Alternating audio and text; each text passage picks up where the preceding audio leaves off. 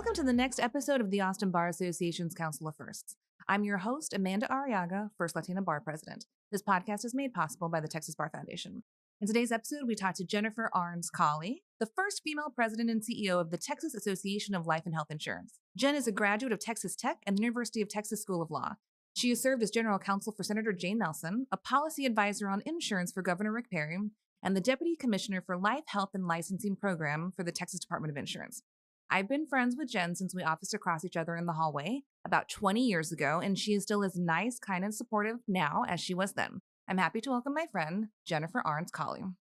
Hi, Jen. Hey. How are you? Great. So happy to be here. Thanks for having me. I'm so happy to have you. When I was Google stalking you and looking up your bio, I realized it was about 20 years ago, and we only overlapped in the governor's office for about a year. Wow. Yeah. Really? Yeah, Just but a I think because I was sort of newly there and we were across the hall, Right. we became instant fast friends. Yeah. And have always stayed that way. Yeah. And so I'm happy to introduce the audience to you. And I want to start with, why did you want to be a lawyer? You know, I think I have wanted to be a lawyer since I was a child. And, you know, I'm sure many of our attorney friends have same stories of, you know, you're a good arguer as a kid. And you're like, you should be a lawyer. So I had that. I was a good talker. I made a lot of good arguments. And my grandfather was probably the first one to say that to me when I was a child. And so I went to undergrad, like you said, at Texas Tech. My entire family went to Tech. There was no going anywhere else. But I decided to not go straight through. Like I took a little bit of time when I got out of undergrad. I did, you know, take a lot of classes where I would write in undergrad, a lot of history and things like that would help me. I was told, you know, if I did end up going to law school. But I got a job at the Capitol. I really enjoyed public policy. I have a degree in agricultural and applied economics. And when I got out, or my senior year of college, I said, you know, what am I going to do with this degree? I knew that it would be a really good underlying degree for something else. But the dean of my college said, you know, what were your, you know, favorite classes? And I had a public policy class that I really enjoyed. So I was fortunate enough to get a job in the Senate right out of college, but always kind of kept in touch with lawyers that I met around the Capitol, talked to them about how they, you know, do they think it's worth it to go to law school? Because I really enjoyed doing public policy. And John Howard, who was an attorney for Governor Bush at the time, told me, you know, there's just really no negative to getting your law degree, especially in public policy and being in the world around the Capitol. So, and I 100% agree. And so in that gap, when you were working for Senator Jeff Wentworth, is that when you fell in love with insurance? Because insurance is a complicated topic that is not everyone's specialty. Nope, that is not. Actually, I have like I said, I have a degree in agriculture. I actually have a minor in ecology and in history. So I was really loved natural resources. That's what I did for Jeff Wentworth. I was the assistant clerk for the subcommittee on water when we had one of those in the Senate. So I really thought that I would, when I eventually did get into law school, I was thinking I might do like water law or environmental law. But I clerked, you know, as you do. I clerked for a law firm here in Austin, two firms actually, who did a lot of water law, and figured out that it was a lot of administrative law. I was constantly still checking in with my friends at the Capitol, and really figured out that I still had a passion for working at the Capitol. So I did, when I graduated from law school, ended up going back to work at the Capitol and was a general counsel for Jane Nelson. And she was very passionate about health and human services. The year that I worked in her office that session, it was a big tort reform year. So we worked on that. So I would say, as general counsel, I had my hand in a lot of different issues. And I really didn't focus on insurance until I went to work for Governor Perry. Well, and I will say one of the beauties of being a law graduate is, especially at the Capitol, there's instant street cred, and you can be a 25-year-old general counsel. Right. And people will give you that deference because you did all that work. Right. And so for any of the listeners who are wondering, like, how do I get the fancy title right out the gate? Go work for the legislature and help make sure that we have good law. That's right. Because we need that. Yes. So you work for Senator Nelson, very powerful, now our Secretary of State. Yep. And then you get to the governor's office where we met. That's right. So why insurance? Yeah. Well, basically, they said, Jennifer, we think you'd be good at insurance. And I did have some background in it. The State Senate State Affairs Committee, which Senator Nelson was on, I staffed that for her. It had a lot of different issues under its purview, and insurance was one of them. So I had dabbled in insurance, which, the point that you made, dabbling in insurance, it can be complicated. And so I was a little trepidatious that they wanted me to step into the role. But my predecessor at Governor Perry's office had just become insurance commissioner, Mike Easlin. And he encouraged me, he talked to me, he said, it's a good issue. I talked to friends, other people in the policy area of insurance, and but it was a thing that, once you take this path, this is going to be your life. And I took the plunge, decided to do it. And I'm glad that I did. Well, and you must have fallen in love with it, because after that assignment, you were strictly an insurance person after that, working for TDI. And now, I don't want to get the acronym wrong, Texas Association of Life and Health Insurers. So tell us about your organization and how it impacts the public. So the Texas Association of Life and Health Insurers has been around since 1997. So we are a little over 25 years old, 27 years old. And we represent life and health insurance companies that do business in Texas. So some of our members, you would recognize AIG, Aflac, Blue Cross and Blue Shield, MetLife, New York Life, companies like National Farm Life out of Fort Worth, United Benefits, some companies that you've probably never heard of, but that are all in the life industry. And, funnily enough, I guess a couple of years ago at my law school reunion, I was telling people what I did, and they're like, why do life insurers need a lobbyist? Why do they need a trade association? And I guess, you don't really think of life insurance as controversial or needing a whole lot of advocacy, but you'd be surprised at some well-meaning legislation that can go awry.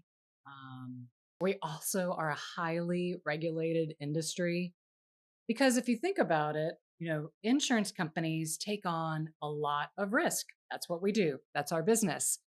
So the state has a vested interest in making sure that that insurance company is going to be financially sound to fulfill the promises that they have made to consumers. And so really, as an association, I like to say we're building a bridge between our companies and regulators and the legislature. It's a lot of advocacy to explain what we do for people, how our products provide financial security for families, and how important it is to make sure that those products are available for people to do that. So the goal is that if you find an insurance company that you want to be a part of and put your hard-earned money into, they're a real company. Yes. And that they're not a fly-by-night. And yep.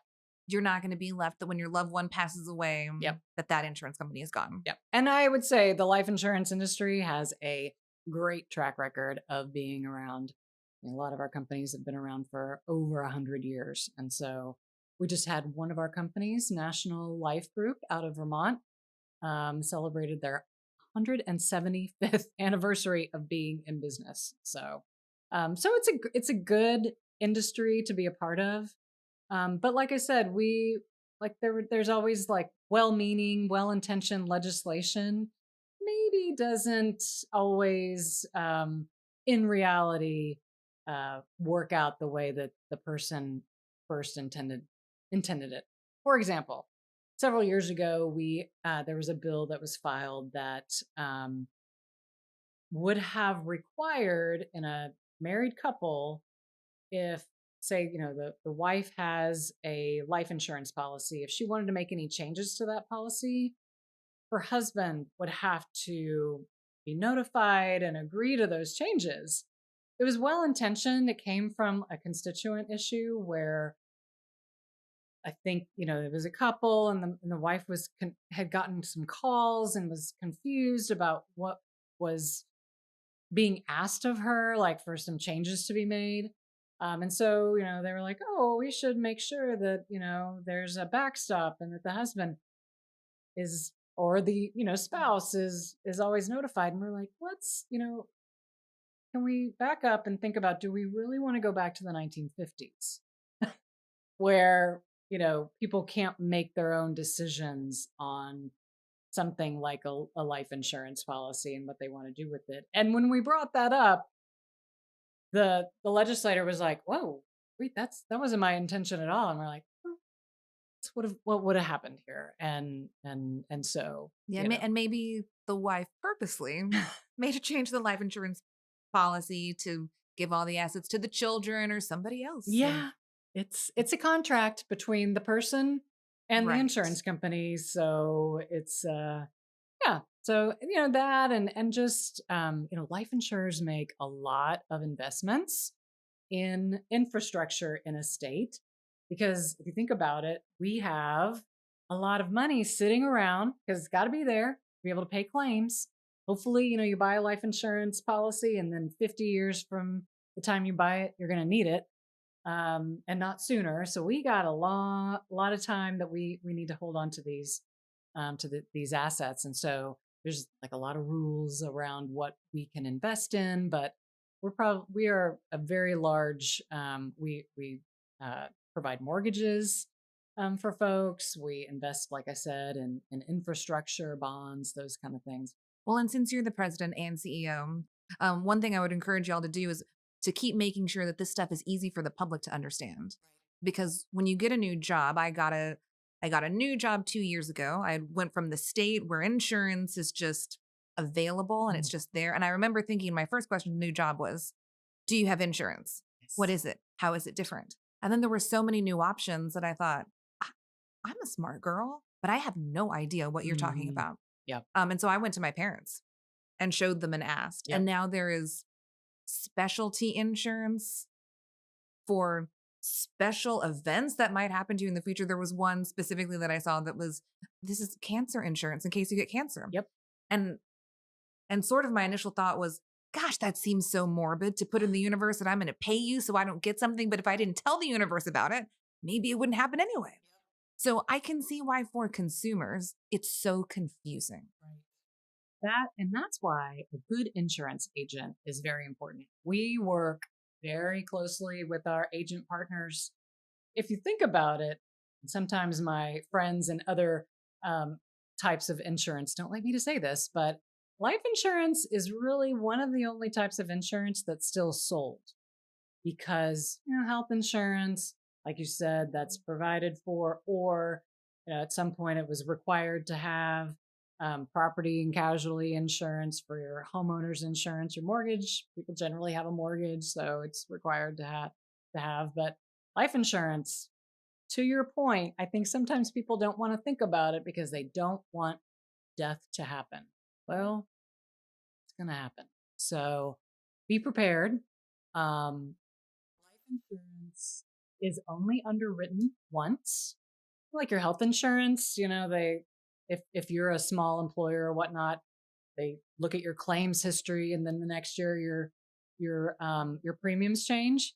Not in life insurance. That's why they encourage you to get life insurance when you're younger and healthy, because you're underwritten once and then that's it. They can't cancel your policy unless you don't pay your premium. So it's always good. But having the advice of a good insurance agent, and like I said, we like to partner with our insurance agents because they're our lifeblood. So, Well, that's great. Thank you for what you do, because it helps people like me to understand, what is it? Why would I need it? yep. Why do I need to pay an extra $5? Mm-hmm. Because that seems like a very nominal amount, but in the future could end up resulting in a big deal. Yeah, that's right. That's right. It'll be there when your family needs it. One of Mhm. our a legislator who sits on House Insurance is always quick to talk about his experience with life insurance. His father died unexpectedly when he was a child, and he said, he's very frank. He said, if we didn't have life insurance, we would have been in big trouble. And that's really what life insurance is for. Mhm. Aren't you glad that you veered away from being the natural resources person to insurance so that you can do this and be helpful in this way? I have some practical, yes, for sure. Although water is very important. So That's no shade to the water people. that's right. Just there was different things you could do and they saw it in you. That's So right. thanks to Mike Giesland for that. What organizations have meant the most to you professionally or personally? Well, I've always enjoyed the bar, frankly, even though, and I will say in particular now that we have the legislative and campaign law section, because before, being someone who worked at the Capitol, I'd go to the insurance segments and others, but that's very different from really, practically what I do. So love that. The Texas Society of Association Executives is another organization that has meant the world to me. Running an association is, we're a nonprofit, we're a small business, and there's a whole world of association law that you really should be aware of. And it's not just, sometimes associations, particularly ones like mine that are really advocacy based, sometimes I feel like they're just sort of like a conglomeration of companies that pay for one lobbyist to lobby as a group. But really, it's very important. We have so many, rules to follow with the IRS, with being a nonprofit, and then, like I said, association law, antitrust. It's huge. So that organization has been really helpful to me, and professionally understanding, And personally, what do you like to do? like golf. Has been something that we do together. We have dogs. We're big in rescue organizations. We've rescued all of our animals. At one point, when we first got married, we had 5 dogs and 2 cats. No more. That's a lot. But reading, playing bridge, learning bridge. Oh my gosh. Bridge is tough, but a lot of fun. Got to keep those gray cells popping, and just enjoying time with friends. Yeah, we were chatting at lunch. Since I've known you, you've always been very sporty, though you never joined the governor's softball team that I got roped into, which was a terrible idea for me because I was not good at it. But we were reminiscing at lunch about how your bridal shower theme was exercise. And you are the only bridal shower I've ever been to where instead of being given champagne and cupcakes, we just did CrossFit stations. I was like, oh my God. And hula hooping. Don't but that's forget the still hula hooping. exercise. So much And fun. it was like, just run to the station and do squats. And I thought, I don't understand what bridal showers are. The movies led me to believe that there was just like glitter and sashes and stuff, and that was not it. So I'm not surprised that you've kept up your love of activities and exercise and sports. Yep. Lots of fun. Yeah. So what's next for you? Well, I think like we were talking about it at lunch, I enjoy teaching. So I'm thinking about maybe, teaching a class at ACC. We are the TALHI, my organization, is exploring creating a foundation to help spread the word about insurance as a career. We're seeing brain drain in both, and not just in the agent ranks. We need people to work in insurance companies. We need lawyers to come, be our on our legal team. We need investment managers to help, manage all of our assets. We need claims people. We need customer service folks. We need IT.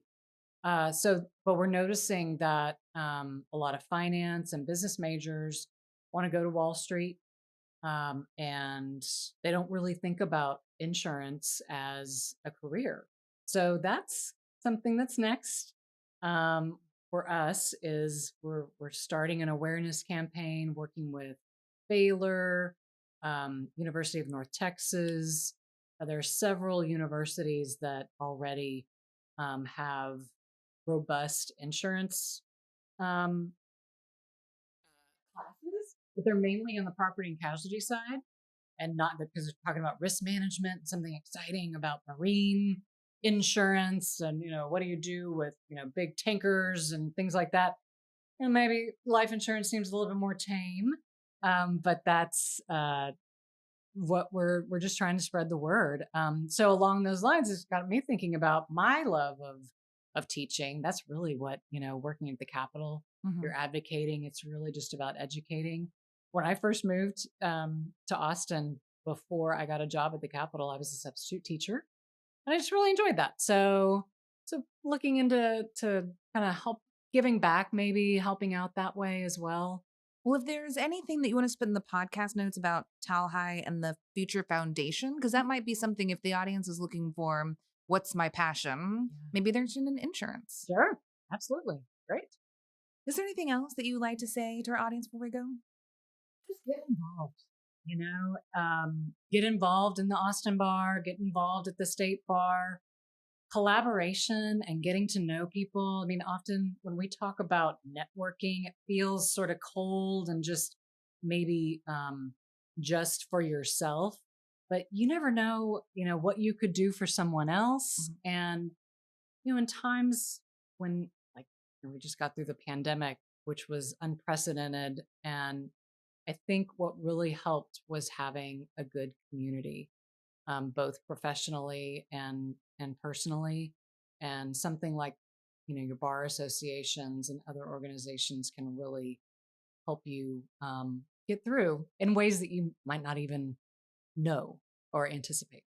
Well, and that's sort of, when I introduced you about how we met at the governor's office, that community, I feel like it's frozen in time in my head because for some reason, the policy office at the time was populated by smart female lawyers, very high functioning, very hyper competitive, sort of in general, but not with each other. Right. That I call it was sort of like the land of the Glamazons, and everyone was just smart and good and fun, and everyone supported each other. Right. And since our issue areas, I wonder if it's partly our issues didn't overlap, so we couldn't compete between border, security, and insurance.